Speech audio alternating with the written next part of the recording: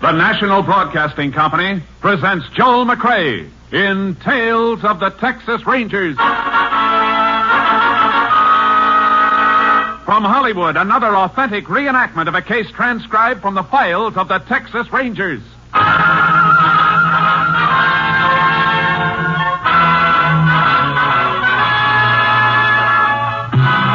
Tales of the Texas Rangers, starring Joel McCrea as Ranger Jayce Pearson. Texas, more than 260,000 square miles, and 50 men who make up the most famous and oldest law enforcement body in North America.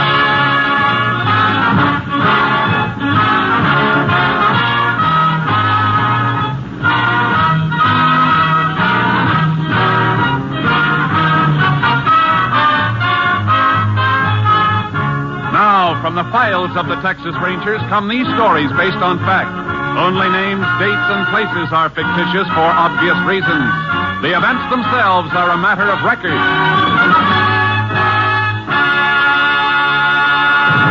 Case for tonight, dead giveaway.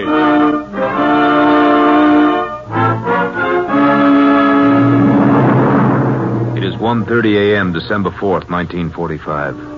A single light glows in the living room of a farmhouse 4 miles from the town of Ashton in West Texas. Inside the house, a frantic young woman tries to place a telephone call. Operator. Oh, please. Operator. Thank heaven. Operator, get me the sheriff, quickly. Is that you, Mrs. Deneen? Yes, hurry. Oh, this is Mary Lou, Mrs. Deneen. I'm working nights now. Is something Mary, wrong? stop talking and get me the sheriff. Oh, all right. Oh, dear. Sheriff Ross speaking. Sheriff, this is Mrs. Deneen. You've got to come out to my house right away. Right away. Take it easy, Mrs. Deneen. What seems to be wrong? Somebody's prowling around outside, trying to get into the house. Isn't your husband there? No, he went to Abilene on business. Something woke me up, and I thought at first it was the baby. And then I heard a noise outside. Ah! Mrs. Deneen, what is it? Somebody came in. I'll be right there. Who are you? What do you want?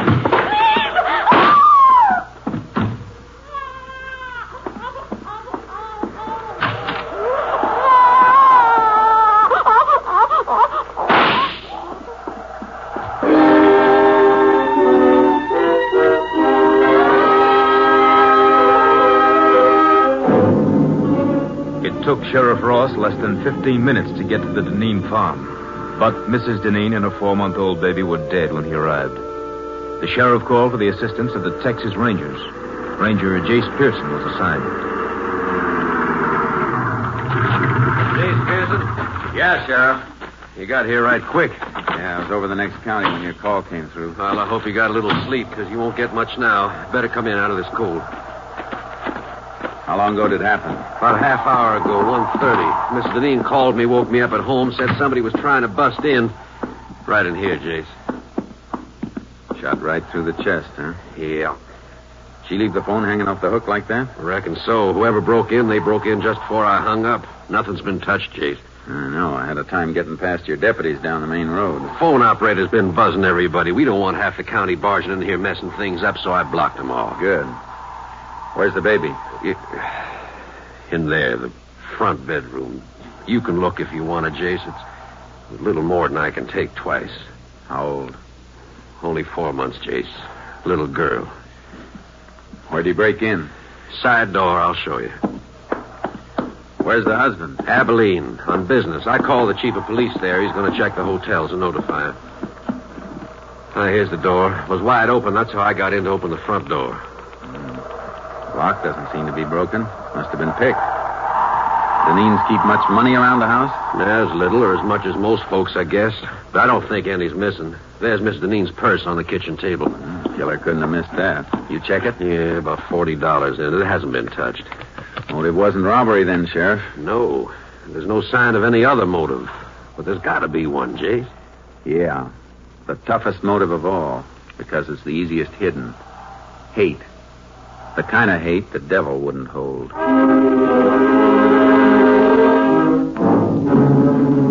We went through the rest of the house, but we didn't find anything that would help us until we got outside. It's cold tonight, Jayce. Ground's frozen hard. Yeah. If we find a trace, it won't be much. Keep your flash close to the ground. All right. Why are you working back of the house here, away from the driveway?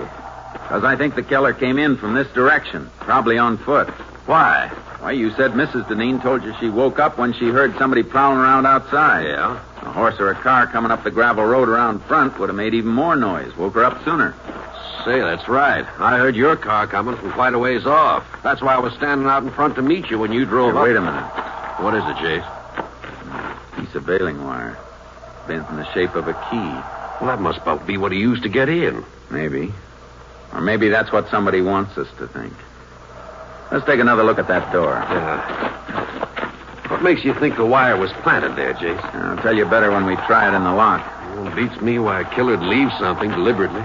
That's what makes me think something's wrong. This wouldn't have been dropped so close to the house. And grab the door and hold it up high. I don't want to mess up any prints around the lock. Got it. Now, let's see how this wire fits. Yeah. Goes in perfect, Jayce. Yeah. Watch when I turn it. Yeah. Hey, wire's just twisting. And it'll keep on twisting. This wire isn't strong enough to turn the tumbler in the lock. Then how did the killer get in, Jayce? If you ask me, Sheriff, I think he had a regular key.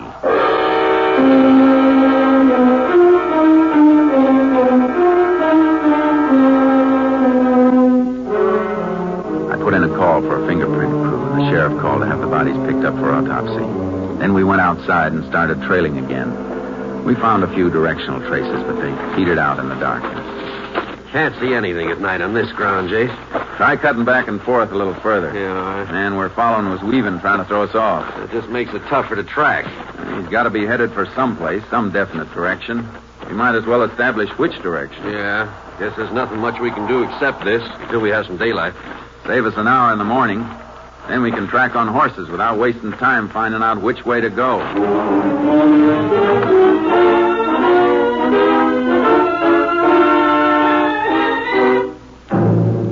By sunup, we knew the killer's general direction had been west. The sheriff got his horse from town. I unloaded charcoal from the trailer, and we rode. He kept heading west, all right. But there's nothing out this way for miles once he got into those hills up ahead. Any kind of a road between here and the hills? Yeah, old wagon road just beyond the scrub on the rise we're coming to. Does it connect with a state road? It does, but nobody uses it. Maybe somebody did. Is it in good enough condition for a car to run through? Reckon it is. You figure he had a car waiting for him? Had to have a car or a horse staked out someplace. Come on. Let's make right for the road. Yeah. Wagon road lead to any other farm in the area? Used to lead to the old Mullen place, but that's burned out. Nobody living there anymore, huh? No, old folks dead. Young Ted Mullen moved away a couple of years ago. Oh, here's the road. Boy. Ooh, charcoal. Headed pretty straight last tracks we saw. Must have reached the road right near here. Yeah, we'll find some mark if he crossed it and kept going. No, he didn't keep going. Look. Tire track. Had a car staked out, all right. Turned the car around here to head back for the highway. Could have been somebody else waiting in the car for him. Maybe, but I don't think so. Yeah, look at the heel marks. Walked around to the driver's side of the car to get in. Yeah. And there's something else here, too. Dropped this cigarette butt and stepped on it. Yeah. Sure didn't smoke much of it. Didn't even burn down to the brand mark. Well, at least we know what brand he smokes. About all we do know, Jayce. Won't be anything to follow at the main road. He sure won't leave a trail there. No. Mount up. Let's get back to the house.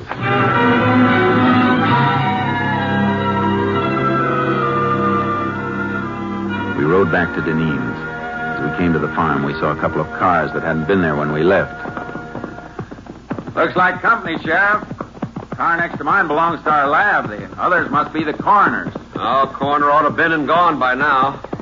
No, that isn't the coroner's car, Jayce. Blue sedan, that belongs to Walter Deneen. The husband? Yeah, must have got back from Abilene. Yeah, it's Deneen, all right. There he is, sitting on the side porch.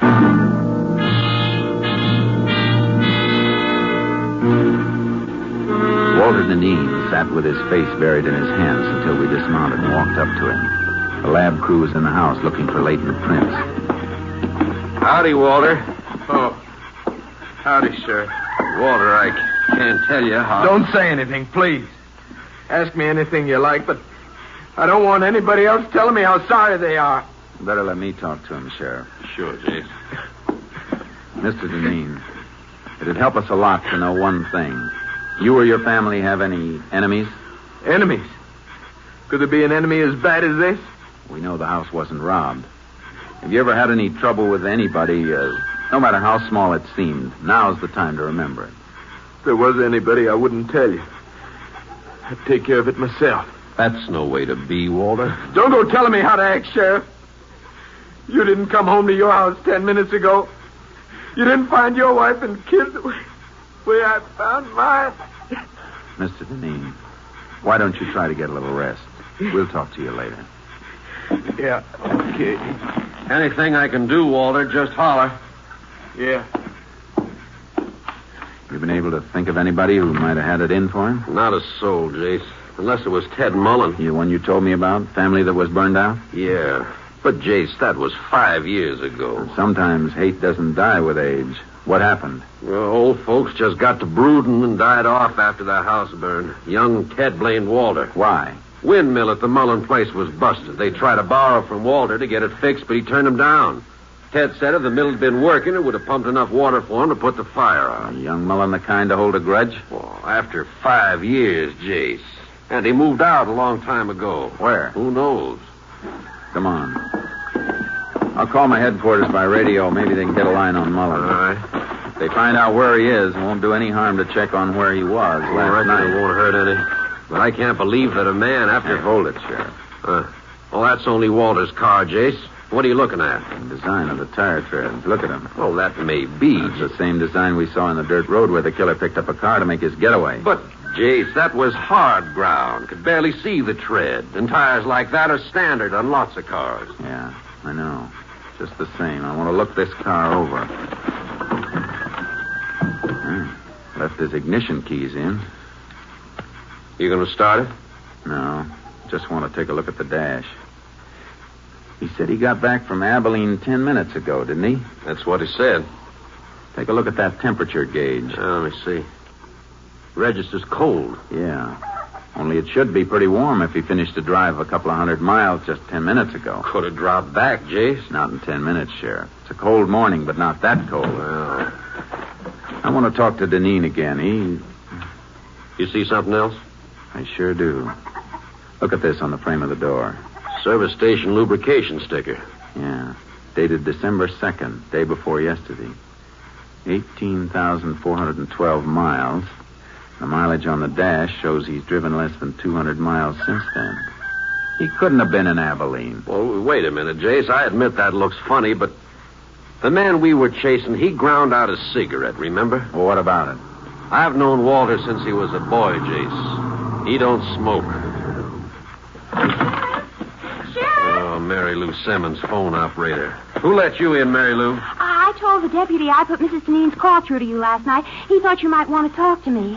Ain't it just awful? You talk to her. I was still on the line after you hung up, Sheriff. I heard it all, the shots and everything. You hear any voice beside Mrs. Deneen? No, I just heard her say, "Who are you? What do you want?" And then the shots. That was all. You sure she said, "Who are you"? Oh, cross my heart. I heard it as plain. Guess you don't want to talk to Walter now, do you, Jayce? No, I guess not.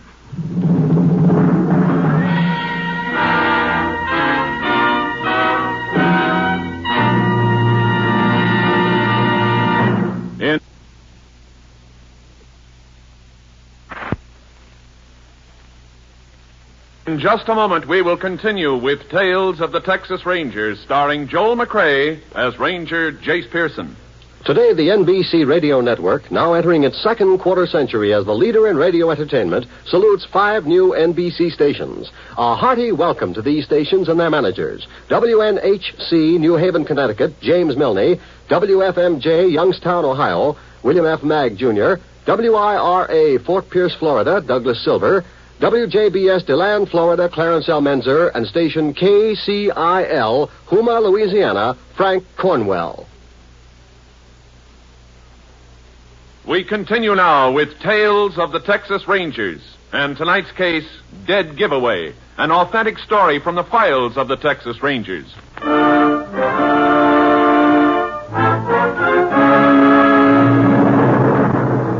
I didn't want to question Walter Deneen until I'd had a chance to check on his movements. The sheriff and I drove into town and called the Abilene police. The answer didn't fit. Don't think there's any doubt about who he was, Ranger. Okay, thanks.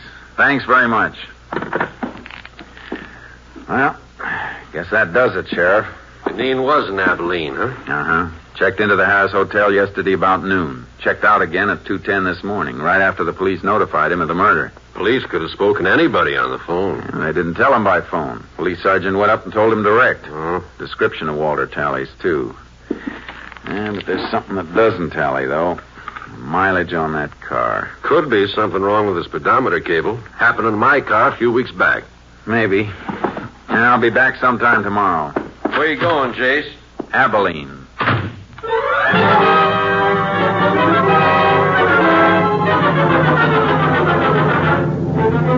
As soon as I hit the highway, I put in a shortwave call to headquarters, station KTXA. Unit 10 to KTXA. KTXA. Go ahead, Unit 10. This unit en route to Abilene. Request Abilene police secure names of all contacts made by subject Walter Deneen, registered Harris Hotel there yesterday. Will do, Unit 10. Unit 10 sent piece of wire back to lab for examination. Any report yet? Not yet. Wire and fingerprints both under study. We'll keep you informed. 10-4, Unit 10, clear. KTXA, Austin.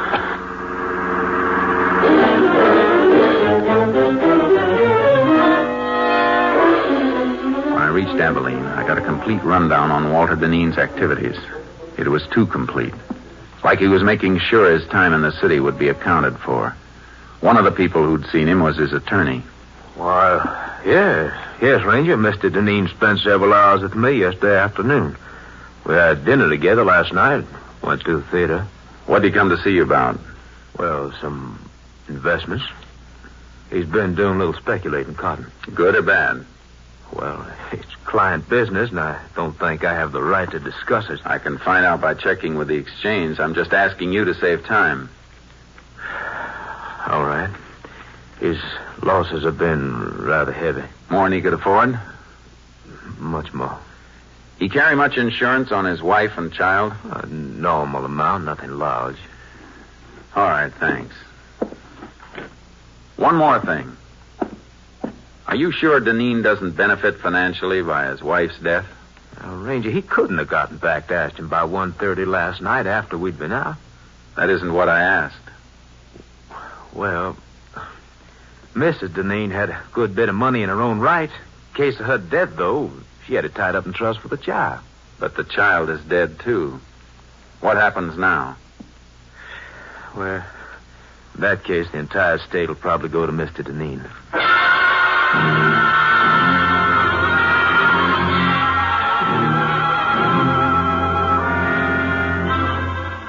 I made one more stop before I headed back to Ashton. I paid a visit to the garage, the Hotel Harris. I keep the location of all guest cars on this index rack so we'll know which stores they're in when they want them. Was Walter Deneen's car in here yesterday? Deneen? That's D-I-N, isn't it? Uh-huh.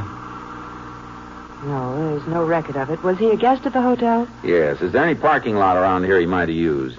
Not convenient to the hotel, and parking is free here for guests, so I don't think he'd use a lot. Neither do I. Thanks.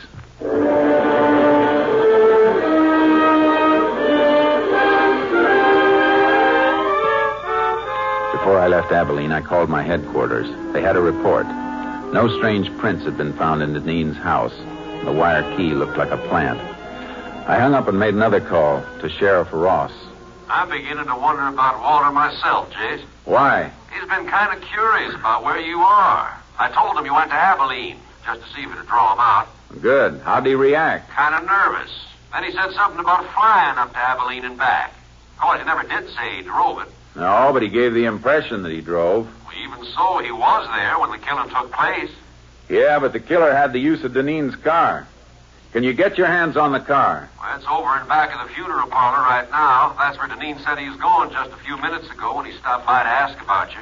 Well, grab that car and check it for fingerprints. I'll be there as fast as I can roll.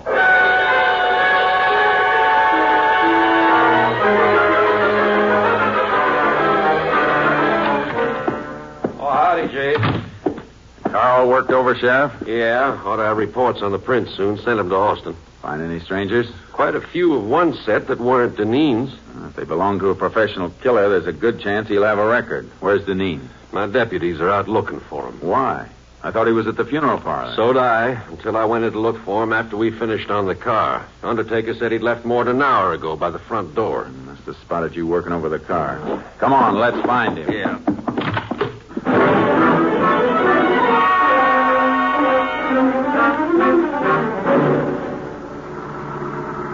Not at the house, not any place in town.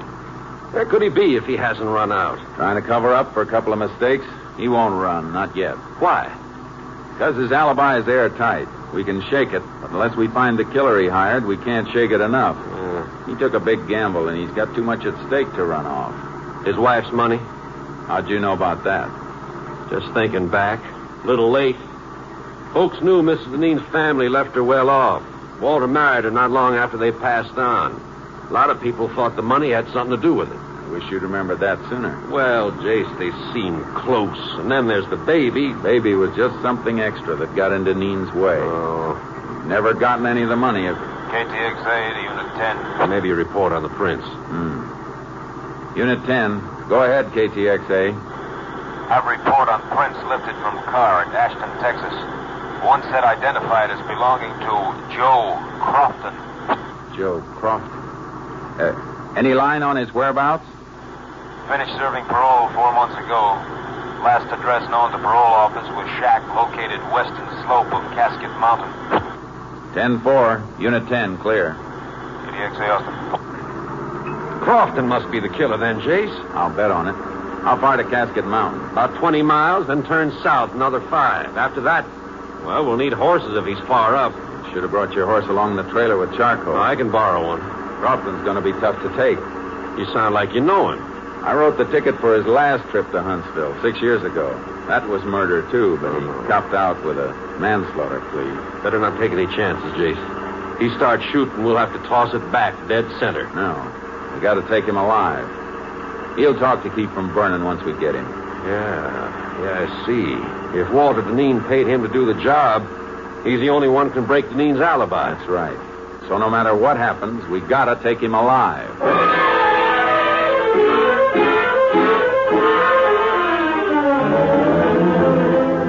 Crofton's cabin was up, all right. Way up. The sheriff borrowed a horse from the man who directed us. Quite a climb, Jayce. Well, not so bad following this wash, though. Suppose he isn't there. I got a hunch he will be. I don't think Deneen had enough money to pay for this killing. He was almost broke. You mean he planned to pay off out of his wife's money when he got it? Yeah. Wonder how Walter arranged for him to get the car that night. Not much to arrange. Left it near the airport with the keys in it. Crofton brought it back and left it in the same spot.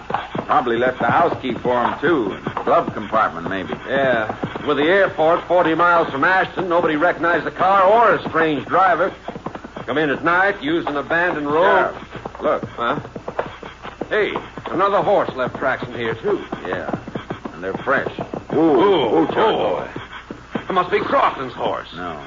Rider was taking the rough way. Just cut into the wash here to find a better trail. Crofton lives up here. He'd know the best trail. Well, who else would be coming up here? Deneen, to shut him up. Come on. Yeah, here, give off. Not too fast, Jayce, or we'll spill. You gotta risk it. Too slow, we'll be too late.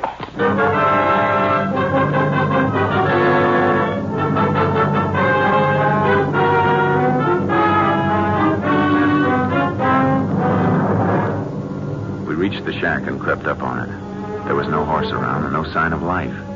Tried to draw fire by showing ourselves, but none came. We had to go in. All right. Hold your gun ready, Sheriff. And don't come in till I call you. Right, Jayce.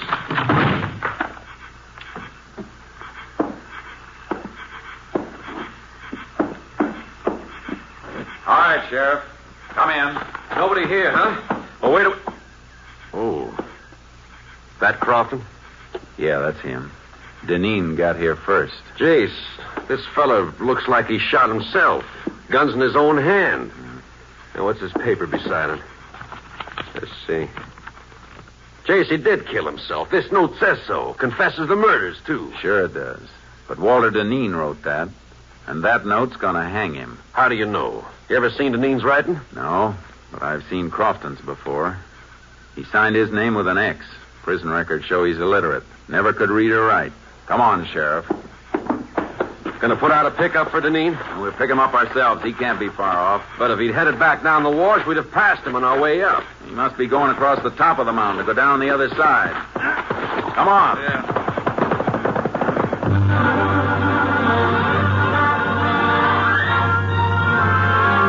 Rigged our horses as fast as they could move. We spotted a rider ahead of us as he topped the slope. And he heard us because he looked back and then whipped his mount and disappeared. He knows we're on him. Got about 300 yards. We'll get him. Keep pounding leather. Yeah. We're coming to the top now. Keep low in the saddle. Watch out for an ambush. There he is. Don't go down too fast, Sheriff. Your horse will tumble to the downgrade. Deneen was pressing too hard, Jay. He fell. Look. Yeah, he scrambled behind the rocks. Whoa, Charcoal. Come on, Sheriff. Hold. Hit the dirt. Let your mouth go. Go on, Charcoal. Go on. He's down under that rock shelf. Perfect cover. Not too perfect. Bullets will ricochet back from that ledge behind him. See that dent in the ledge? Yeah. Draw your gun and we'll empty it on him. Hit right below the dent. Right. All right. Let's hope for a billiard shot. Start firing. I'm hit! Stop it! I'm bleeding! Throw your gun out, Deneen. All right. Don't shoot anymore. Here it is. Ow. Okay, Sheriff. Let's take him.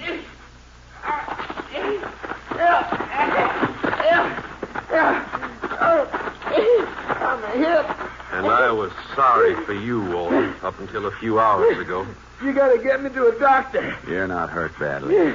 We'll get you to a doctor. All I want to know is how you met Crofton. Come on, Walter, talk up.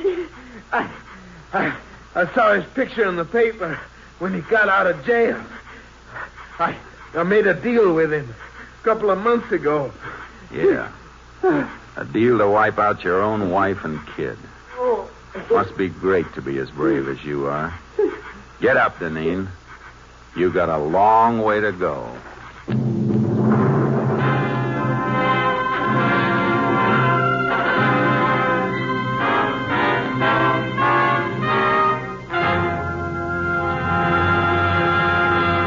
Walter Deneen confessed and made a plea for clemency. It was not granted. And on the 11th day of October, 1947, he died in the electric chair at Huntsville. Next week, Joel McCrea in another authentic reenactment of a case from the files of the Texas Rangers.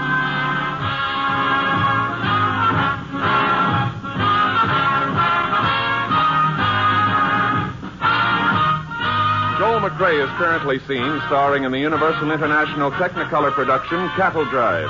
The cast included Tony Barrett, Lorene Tuttle, Michael Ann Barrett, Hal March, and Paul Freese.